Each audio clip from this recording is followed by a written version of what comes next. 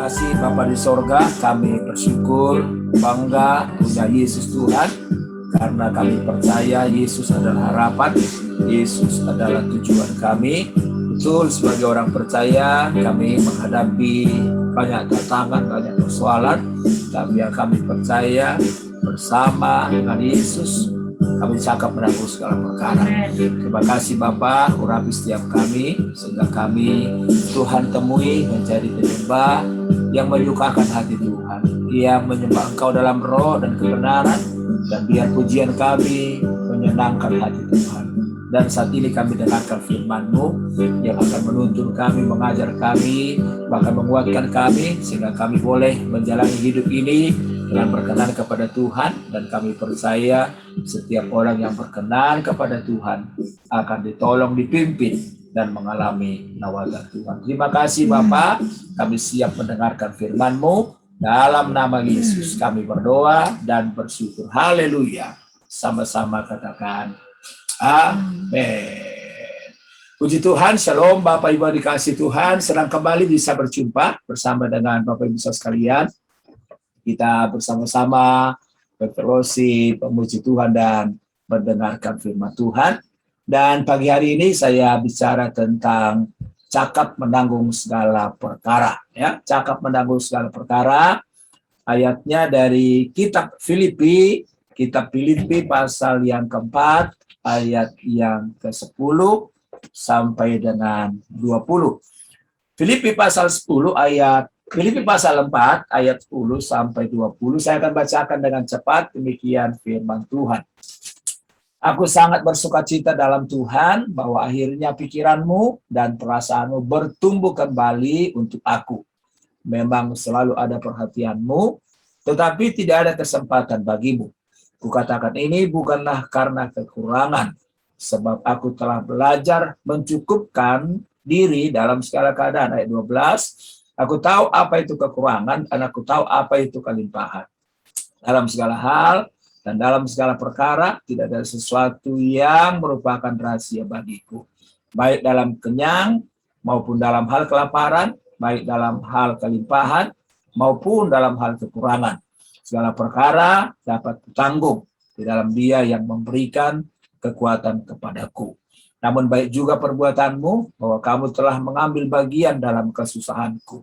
Kamu sendiri tahu juga, hai orang-orang Filipi, pada waktu aku baru mulai mengabarkan Injil, ketika aku berangkat dari Makedonia, tidak ada satu jemaat pun yang mengadakan perhitungan hutang dan piutang dengan aku selain daripadamu. Karena di Tesalonika pun kamu telah satu dua kali mengirimkan bantuan kepadaku. Ayat 17. Tetapi yang kuutamakan bukanlah pemberian itu, melainkan buahnya yang makin memperbesar keuntunganmu. Kini aku telah menerima semua yang perlu daripadamu, malahan lebih daripada itu. Aku berkelimpahan karena aku telah menerima kirimanmu dari Epafroditus, suatu persembahan yang harum, suatu korban yang disukai dan yang berkenan kepada Allah. Allahku akan memenuhi segala keperluanmu menurut kekayaan dan kemuliaannya dalam Kristus Yesus. Dimuliakanlah Allah dan Bapa kita selama-lamanya. Nah, Bapak Ibu yang dikasih Tuhan, kita sungguh bersyukur, kita sungguh bangga, karena kita tahu kita semua orang-orang pilihan Tuhan. Amin. Bilang sama-sama, saya dipilih Tuhan. Nah, kita dipilih bukan karena kita hebat, kita dipilih bukan karena apa yang menarik dalam hidup kita, tetapi sesungguhnya kita dipilih oleh Tuhan oleh karena anugerahnya. Kita bukan sekedar dipilih, tapi kita diangkat menjadi anak-anak Tuhan, bahkan sebagian kita melayani Tuhan, ya kan? Dan kita dibebaskan dari kuasa kegelapan, kita dimerdekakan. Itu sebabnya Paulus berkata dalam ayat 20, dimuliakanlah Allah dan Bapa kita selama-lamanya. Jadi apapun kondisi kita sebagai orang percaya, karena kita tahu kita anak Tuhan, berarti kita harus memuliakan Tuhan selama-lamanya. Amin. Jangan sampai waktu kita kelihatan diberkati secara jasmani, secara finansial, ya kan? Lalu penyembahan kita luar biasa. Tapi giliran kita susah, kita nggak menyembah Tuhan. Tapi Paulus berkata, saya tahu kekurangan, saya punya kesusahan. Tapi dia bilang, dimuliakanlah Tuhan selama-lamanya. Jadi Bapak Ibu dikasih Tuhan, ini luar biasa. Paulus dalam kelemahannya, tapi dia berkata, dimuliakanlah Tuhan selama-lamanya. Kenapa? Karena dia mengenal Allahnya. Sehingga dia bilang, saya cakap menanggung segala perkara. Itu sebabnya Bapak Ibu dikasih Tuhan. Saya percaya tidak ada keadaan yang terlalu sulit yang membuat orang bisa menyerah. Lemah boleh, ya kan? Lemah boleh, itu manusiawi. Kadang-kadang kita merasa, kadang-kadang merasa kok mana ya janji Tuhan. Itu manusiawi. Tetapi kata kuncinya adalah, kita belajar dari Paulus, yang apapun keadaannya, dia nggak menyerah. Bahkan dia mengajar kepada kita. Segala perkara dapat kutanggung dalam dia yang memberi kekuatan kepadaku. Karena itu pertanyaan sederhana, bagaimana supaya kita dapat atau cakap menanggung segala perkara? Yang pertama adalah kita harus selalu bersukacita dalam Tuhan.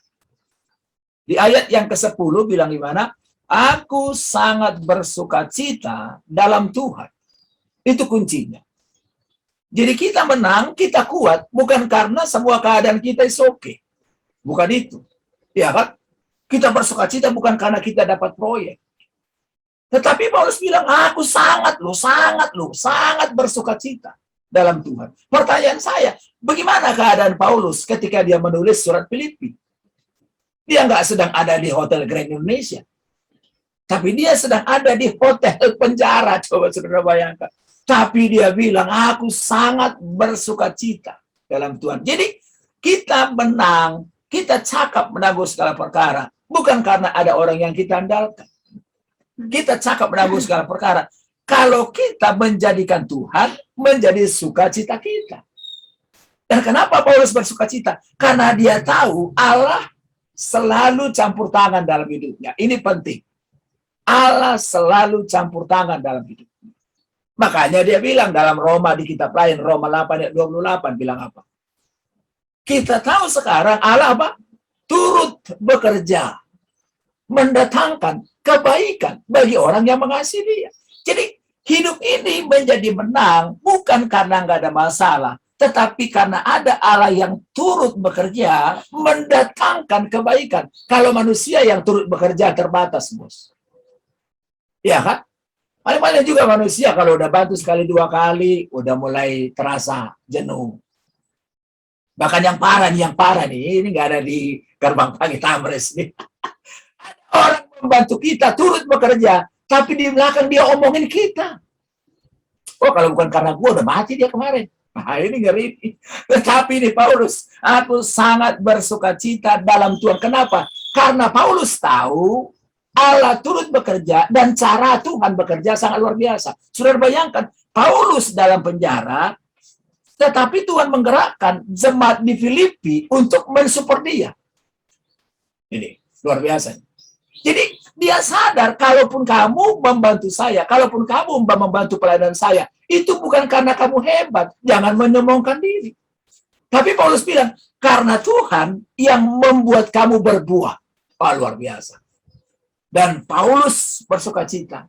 Kalau jemaat di Filipi menghasilkan buah, maka itu mendatangkan keuntungan bagi mereka. Jadi fokus Paulus bukan kepada berkat, tetapi dia juga bersukacita karena dia lihat orang lain bertumbuh. Dia lihat jemaat yang dia layani bertumbuh. Sore nih, buat kami sebagai hamba Tuhan, hal yang paling menyedihkan adalah kalau kita lihat orang yang kita layani sudah lama tapi nggak bertumbuh.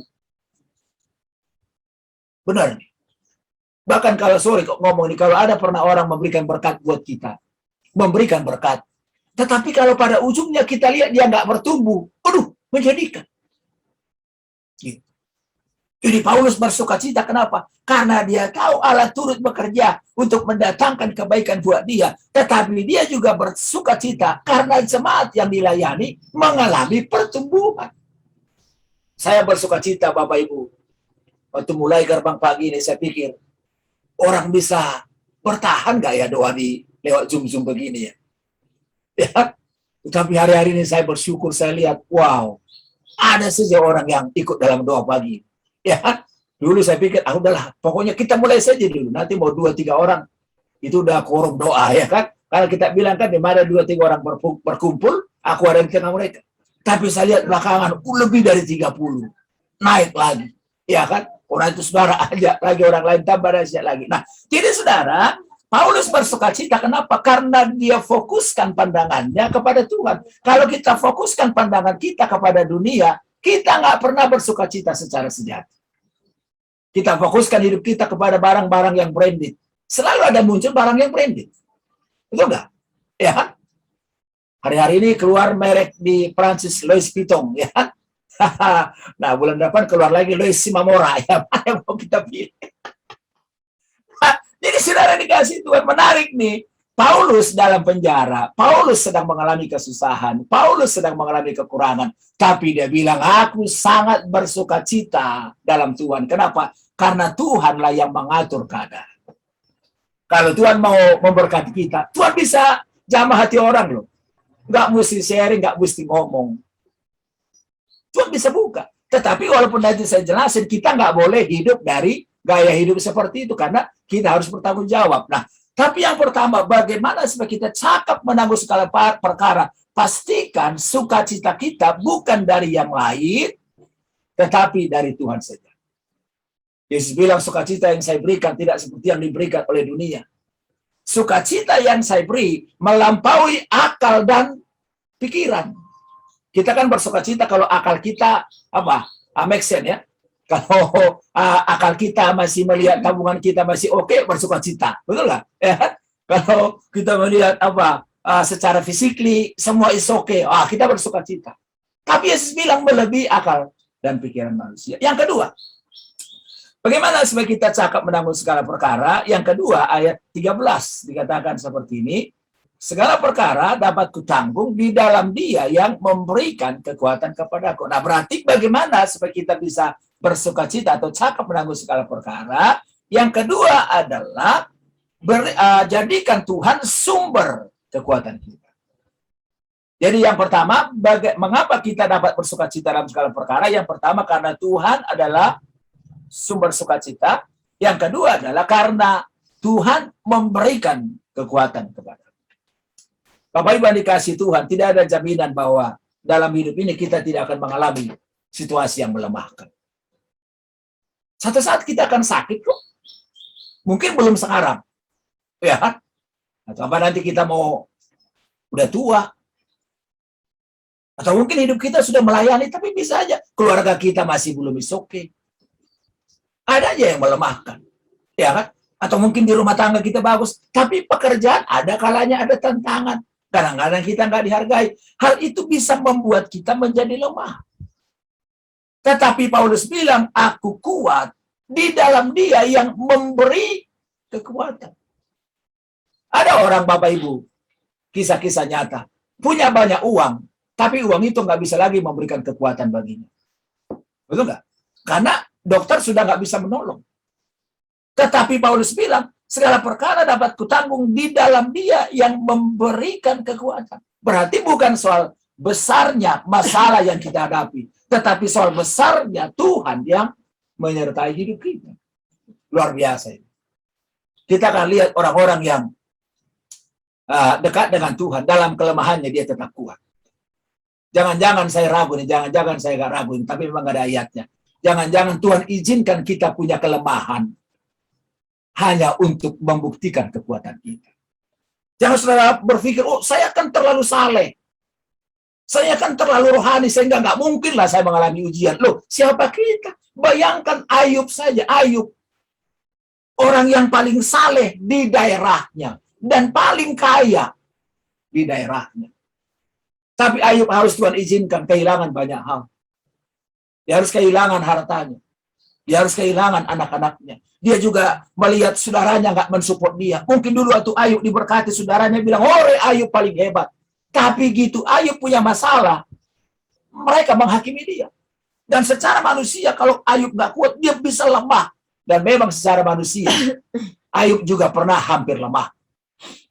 Tapi pada ujungnya, Dia tetap kuat dalam Tuhan. Kenapa? Karena memang kelemahan-kelemahan yang kita hadapi, kalau kita mau positif, kalau kita mau lihat firman, sebetulnya itu sesuatu yang sangat indah.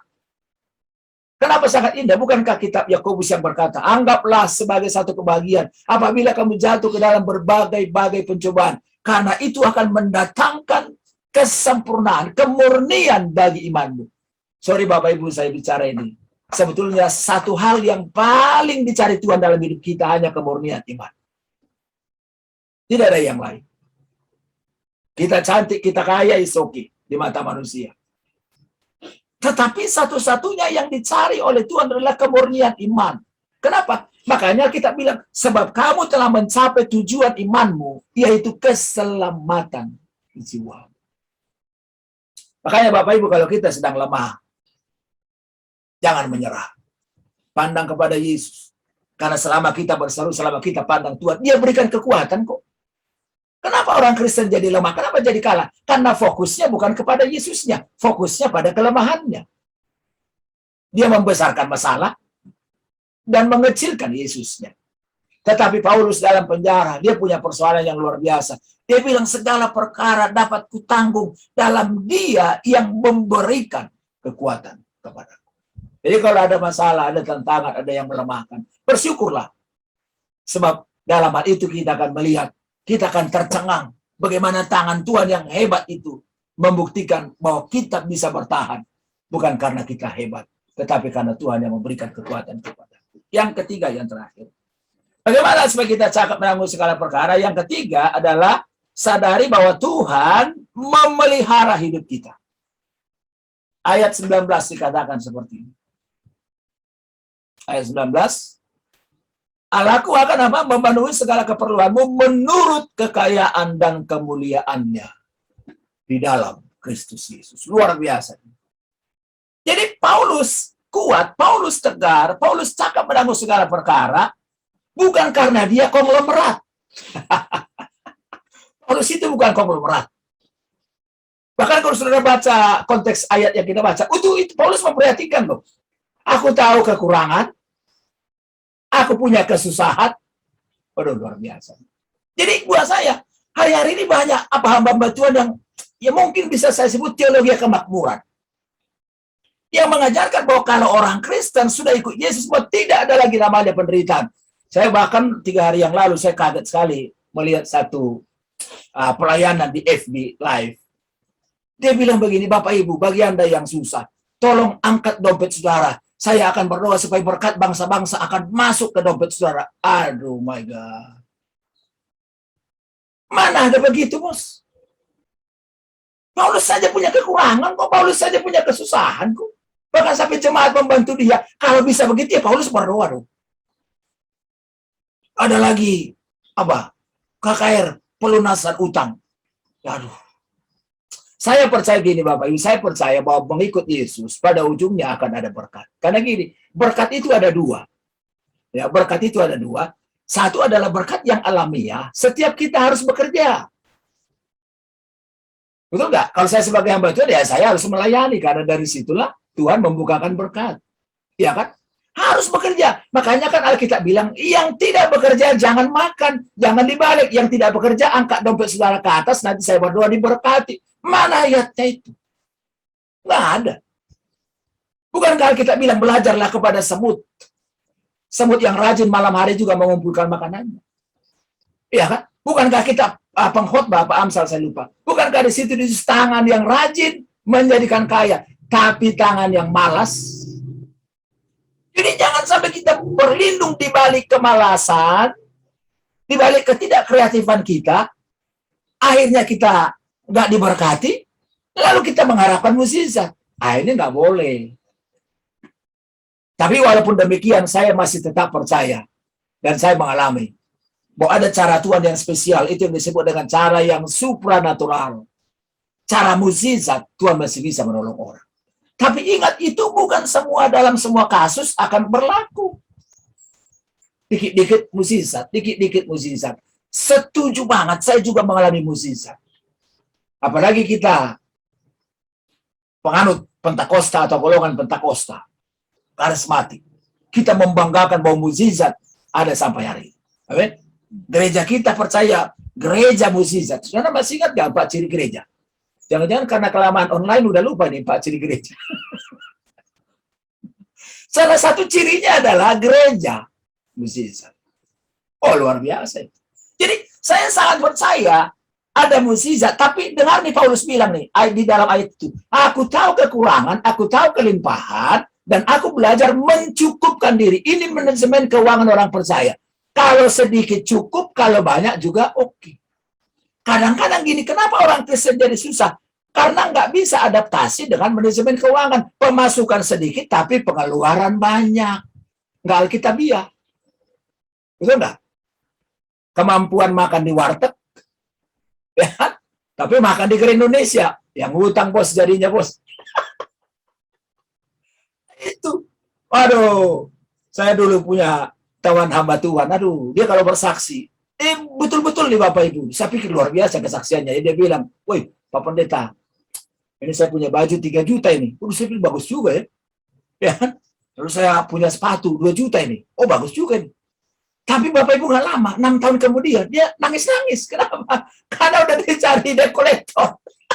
Ternyata semua digesek, gesek sana, gesek sini. Aduh. Jadi nggak apa-apa Bapak Ibu.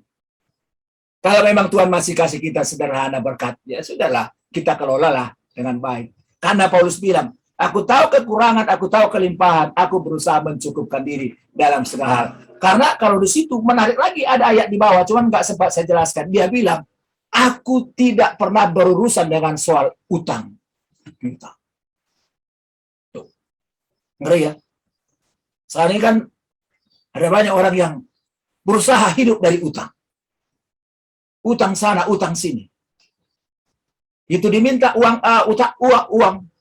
Minta bayar utangnya. Belum gajian. Udah 3 bulan belum gajian juga. Oh, berarti nganggur dia. Ini jadi masalah. Jadi, saya diberkati sekali. Kenapa? Paulus cakap menanggung segala perkara. Karena memang dia tahu Tuhan memelihara hidupnya. Tapi dengar baik, dipelihara oleh Tuhan bukan berarti hidup kita harus berkelimpahan secara finansial. Bukan berarti harus kaya. Orang yang berkekurangan juga, orang yang secukupnya juga diberkati Tuhan. Memang di masa-masa akhir ini memang sih kadang-kadang kan orang menilai kita berdasarkan apa yang kita pakai. Betul nggak?